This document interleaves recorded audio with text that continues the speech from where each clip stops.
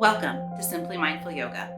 I'm Carrie, and here we're going to explore the roots of yoga, the history, and the tradition.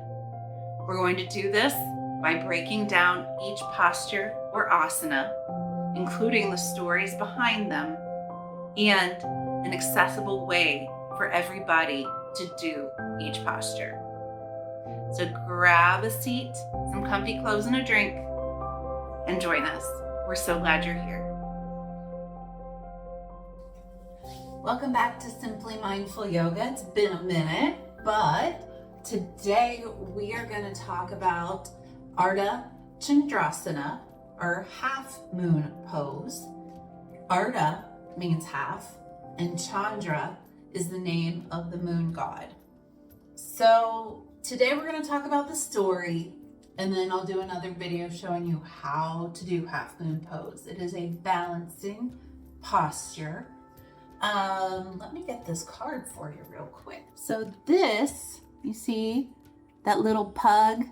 That is what half moon pose looks like. Only you're a human, not a dog. But anywho, Ardha Chandrasana, half moon pose. The story behind it is of Ganesha. Ganesha is a god with an elephant head. And there's a whole story that goes about how he came to be. But he was the god. There's a bunny in my driveway. Sorry. There was, we're just going to go with it. He was tasked with collecting the obstacles that people had, and then he would turn them into sweets, like into candy, and then he would eat them. And so he, one night, after taking all these obstacles, making them sweets and eating them, was riding home on his mouse. He rode on a mouse, and he fell off the mouse, and all of the sweets he has consumed came tumbling out of him. And the moon, Chandra, laughed at him. And Ganesha was so upset, so incensed, that he ripped off one of his tusks and threw it at the moon, extinguishing the moon.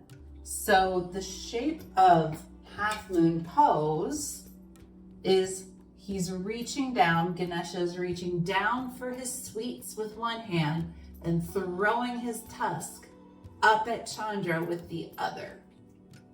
So after a few days, Ganesha feels bad that he took the moon's light. So he agrees to give the moon back its light, but only a little bit at a time. And so the moon can only shine at full brightness once a month, hence where we get the full moon. So what half moon and the story behind half moon tells us is not only to have balance and compromise, but it's also the balance between obstacles and sweetness. So take from this what you will.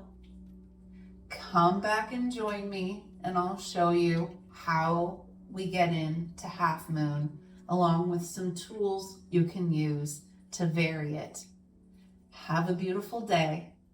Namaste.